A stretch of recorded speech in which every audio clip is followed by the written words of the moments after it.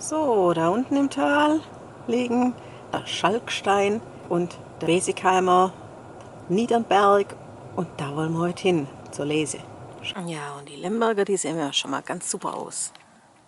Auch der Riesling ist total in Form. Und rund ums Häusle hat es noch Gutedel. Dass die Trollinger gut sind, meint auch die Wespe. Da haben wir zwei kräftige junge Männer, die sich bereit erklärt haben, den Transport von der Traube zu übernehmen. Habe ich gestern gerichtet, ausputzt, nagelneue Gurte. Super. Also wir machen es so, wenn ihr denkt, das ist noch nicht reif oder so, könnt ihr es hängen lassen. Wir gehen sowieso nochmal durch. Schadhafte Beeren, die dürfen nicht mit rein. Also wenn die Außenhülle beschädigt ist, weil das ist Essig. Und das, was hier, die Beerle hier, die nicht so gut sind, oder so wie hier, die Unreife und so, die schneidet man dann raus. Die wollen wir nicht drin haben. Man kann es auch rauspieken, wenn man es geschickt verwischt. Hallo Nathalie. Hallo, Sag, bist du öfter dabei?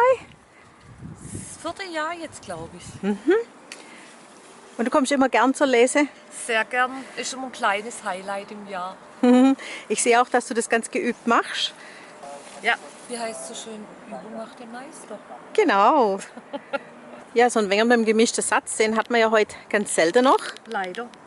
Und das hier ist noch ein richtig schöner Alter, wo verschiedene Traubensorten wachsen. Jetzt sind wir gerade in den Trollinger. Trollinger sind ganz geschickt, weil sie so schön groß sind und übersichtlich. Genau, und wenig zum Ausputzen.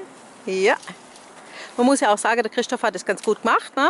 Der ist ja schon vorher öfter durch und hat immer die schadhafte Traube schon raus. Rausgeschnitten, genau. Also schöne Qualität hängen. Es ist natürlich auch eine bevorzugte Lage hier. Ne? Immer schön sonnig. Klar. Steilhang Gott hat sei was. Dank. Na, Ornella, ist es für dich ein Fest, heimkommen für die Lese? Ja, es hat schon Tradition. Also ich war eigentlich, seit ich mich erinnern kann, jedes Jahr beim Lesen dabei. Aha. Und das ist natürlich schön auch. Und dieses Jahr ist vor allem das Wetter so gut, da hatten wir schon ganz andere Jahre. Also ja, ich freue mich. Gut. Was für eine Bedeutung hat der Weinberg für dich? Den ja eigentlich dein Opa angelegt hat, ne? Genau, ja. Ja, vor allem Erinnerung an meinen Opa. Also früher bin ich ganz oft mit und wir haben ja nicht nur Trauben, oben sind ja auch noch andere Sachen und habe immer sehr gerne geholfen da im Garten. So, jetzt hast du aber schöne Trollinger rausgeholt, ha? Ja. Bist du zufrieden dieses Jahr? Ja, also man wird sehen, wie es von der Menge her ist, aber es hat auf jeden Fall schöne Trauben dran. Gut, dann gibt es sicher auch einen leckeren Wein. Das denke ich schon. Welche Sorte hast du denn alle hier?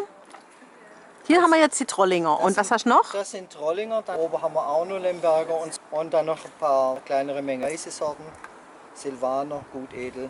Und es gibt noch halt alles, die interessante Mischung am Ende. Dadurch, dass verschiedene Weinstöcke in einem Weinberg stehen, hatte man früher einfach weniger Risiko bei Spätfrösten.